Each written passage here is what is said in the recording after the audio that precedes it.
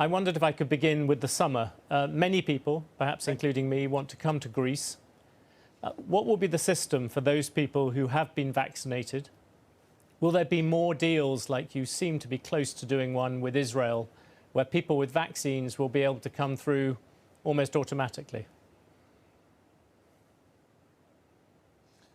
Well, John, thank you very much for having me. I was the first European leader to raise the issue of a common European vaccine certificate, which will serve the purpose of simplifying travel once a significant percentage of people have been vaccinated. Essentially, a vaccine certificate will allow you to enter Greece without being forced to provide a negative test and without any quarantine restrictions. And we do intend to go down that path. We have agreed in principle with Israel that we will accept their vaccine certificate in order to facilitate travel from Israel to Greece. And I do hope that at some point at the European level, we will also agree on a common vaccine template, certificate template for all European countries. John, people will want to travel, especially during the summer. And it doesn't make much sense to me not to facilitate travel to the extent that we feel comfortable to welcome people who have been vaccinated. For those who have not been vaccinated, the most likely scenario is that we will request some sort of negative test. But for those who have been vaccinated, we want to make it as easy as possible for them to be able to travel to Greece. I see a lot of EU member states having an interest to explore this idea further. And I think the reason is that their citizens want to travel, and they want us to make travel as easy as possible, especially during the summer holidays. And are there specific things you will do for the places that people want to go in Greece, to the islands? Are you looking to vaccinate those people first in Greece? Are you giving any kind of priority towards the economy and where you put your vaccines? Well, first of all, Greece overall has done better than most European countries in dealing with the pandemic, which was sort of unexpected given that we entered this adventure with an underfunded healthcare system. But if you look at our statistics, they are much better than most European countries. And we've also rolled out vaccinations faster than many other European countries. It is a completely digital process, which came as a surprise to many Greeks. And so far, we've been able to vaccinate people at a relatively fast pace. Of course, we're very dependent on the number of vaccines that we are receiving from Europe. I do expect the number of vaccines come Q2 to ramp up significantly. Right now, our priority is to vaccinate older people. Then we will move to people with underlying conditions. And once we address these two categories, we will look at prioritizing vaccines. But by then, hopefully, we will have more vaccines and we will be able to administer given the demand in Greece. And we do hope that come summer, a significant percentage of the Greek population will be vaccinated. I should remind you that we opened up for tourism last year, and we did it in a completely safe manner. And during last summer, we didn't have the tools that we have at our disposal now. There was no vaccination, and even in terms of testing, there was limited testing available. Now we will both have the vaccine protection and we have additional testing capacity, which of course is very, very helpful when you try to open up your country to travel. How frustrated are you with the European Union in this respect? I mean, Greece was outstanding when it came to coping with the first waves of COVID. And now I think with the vaccine, you're around 6% of your population you've done. But because of the slow introduction of you're vaccinating people as quickly as you can get hold of the vaccine. But there is this problem about supply, and that seems to go back to Brussels. You know, how much do you think the Commission was at fault for that? John, I've been an ardent supporter of the concept that Europe needed to purchase vaccines at the European level and then distribute them to all member states on a per capita basis, essentially making no distinction between rich countries, poor countries, large countries, small countries. And as a medium-sized European country, we have benefited from this approach. Now, there's no doubt that there were issues in terms of the execution of this project. And I think the President of the Commission, boldly enough, accepted her share of responsibility. And now we need to move forward to make sure that as new vaccines are approved, this approval will happen very, very quickly, and that we will not run behind other countries in terms of how quickly we actually receive the vaccines. So I'm sure that even in Brussels, at the administrative level, at the bureaucratic level, the lessons, have been, we've accepted what has happened, and we've learned our lesson, and we need to move forward to make sure that, come March, come April, as new vaccines will be approved, that there is no further delay in delivering the vaccines to the member states. Again, we have the capacity to administer many more vaccines that we're currently administering, and we have the infrastructure in place. It's simply a question of getting our hands on the vaccines, and this is, at the end of the day, a European decision. Can you give us some idea of the economic cost of all this? As I understand it, the first quarter looks tough in Greece, and that presumably the lack of vaccines is becoming a major part of that. Look, John, every time you close the economy, you pay a heavy price. And Greece has been no exception. We're no outlier. We're going to suffer a big recession in 2020. And Q1 is not going to look as good as we thought it would look like a couple of months ago. But again, we're not an outlier here. We're not the exception. If anything, we are currently in sort of our third lockdown. Hopefully, in a couple of weeks, we will, bring cases down significantly. We can contemplate again reopening the economy. Very dependent on retail. We obviously, every time you close down retail, there's a big hit in terms of GDP. But we've also supported incomes. We've supported jobs. We've seen no increase in unemployment so far, which is very encouraging. Our intention was always to keep the productive base of the economy intact so as to return to normality as quickly as possible. We did manage to keep retail open for 3 weeks in January with very, very encouraging numbers. So I do hope that February is going to be difficult. March is hopefully going to be a better month again. But other countries are in a much stricter lockdown now. So Q1 is going to be difficult, but I do hope for a healthy recovery come Q2 2021. Come back to that in just a second, but do you think this is going to be the last lockdown for Greece? I sincerely hope so. I'll tell you why.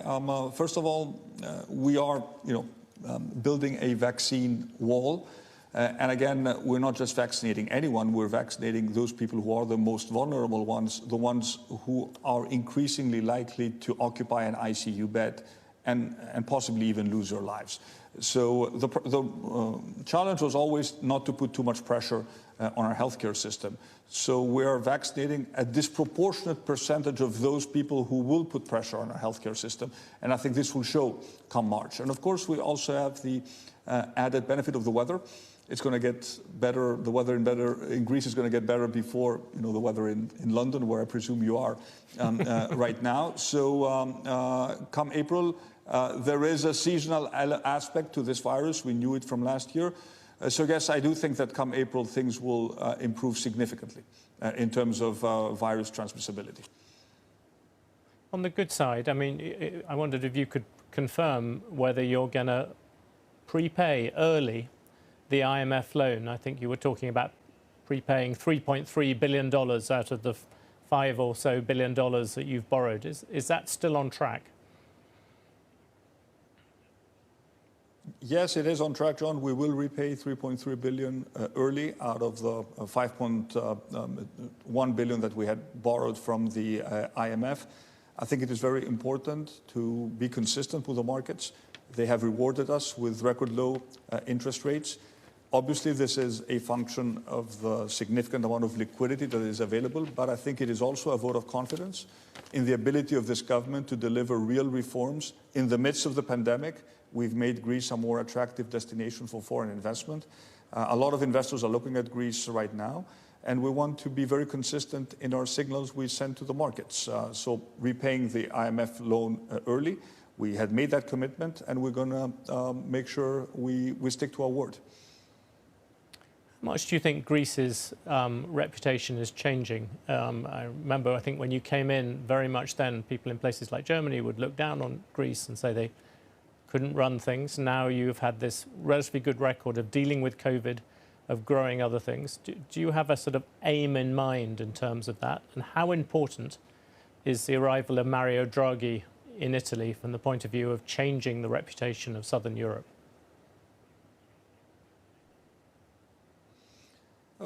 I think it is important that in 18 months, we've been in power for 18 months now, we have dealt with several crises simultaneously, not just the pandemic. We had a migration crisis, we had a crisis with Turkey to deal with, and we've been, I think, relatively successful in dealing with all these crises simultaneously. And I think we've also sent a signal, not just abroad, but also to Greeks, that this Greek state, which was always considered to be inefficient and bureaucratic, when properly managed, can deliver results to the benefit of people. We've moved the digitization project of the Greek state very aggressively in the right direction. Greeks really appreciate that, and for the first time, there is a sense that the state is really standing by people, is really helping them out, is supporting them, especially those who are more vulnerable. So I think this helps us with the Greek brand, both in Greece but also abroad. Now, coming to your second question, I think Mario Draghi's appointment as Prime Minister of Italy is excellent news for the European Union as a whole. I happen to know him personally because I met him during the Greek crisis. I think he brings tremendous credibility. He will bring tremendous credibility to the Council. And I think there is clearly a common agenda, a reform-oriented agenda that I'm sure he will also deliver for Italy. There are some common threads with Greece, the green transformation, the use of renewable energy, the synergies when it comes to energy in general. So yes, I think he will do a lot to change these stereotypes, of North versus South, which I think in a sense, John, were the legacy of the previous decade. I think in the new decade, we need to look at things from a completely different perspective. And I do intend, as far as Greece is concerned, to make this a very successful decade for Greece, a confident country punching above its weight. We've submitted our plan, a recovery under the Recovery and Resilience Fund to Brussels. It has been received, I would say, very, very positively by institutions in Brussels. So now we have the additional firepower, we have additional capital, public money, European public money, to support our ambitious reform and transformation projects for the Greek economy. It wouldn't be an interview with Greece if we didn't ask you at some point about Turkey. You've had the difficulties in the Eastern Mediterranean. You had a very interesting speech last week where you talked about Athens perhaps being the centre of a new kind of Eastern Mediterranean. But all the same, you have this problem of sanctions against Turkey, where the rest of the European Union does not seem that keen on implementing them. Do you think Turkey under Erdogan can ever become a proper partner for the European Union? Look, we had a difficult 2020 with Turkey, with lots of tension. I do hope that 2021 is going to be a better year. I think we've also made it very, very clear to Turkey that what happens between Greece and Turkey is also going to affect the overall relationship between Turkey and the European Union. Sanctions are never an end in themselves, but I do think that the threat of sanctions, if it is a credible threat, can force countries to change their behavior. And this is what I hope will also happen with Turkey. We've started discussing with Turkey in a format we call exploratory talks to resolve our one main difference, which is the delimitation of maritime zones in the Aegean and the Eastern Mediterranean. We've seen some months of lower tensions. I certainly welcome that. And I do hope that we will continue down that path. We're destined by geography, John, to be neighbors with Turkey.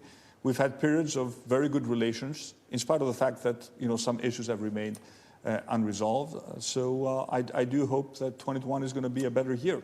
But at the same time, we also intend to strengthen our alliances, to form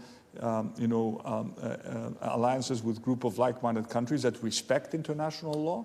We've proven that complicated issues of delimitation of maritime zones can be solved in accordance with international law. We signed 2 agreements, one with Italy, one with Egypt, to delimitate our maritime zone. So this is something that can be done. There is no dispute that cannot be resolved if we respect good neighborly relations, and we have a fundamental belief in the value of international law. And I do hope that at some point we'll be able to see eye to eye with Turkey on this issue.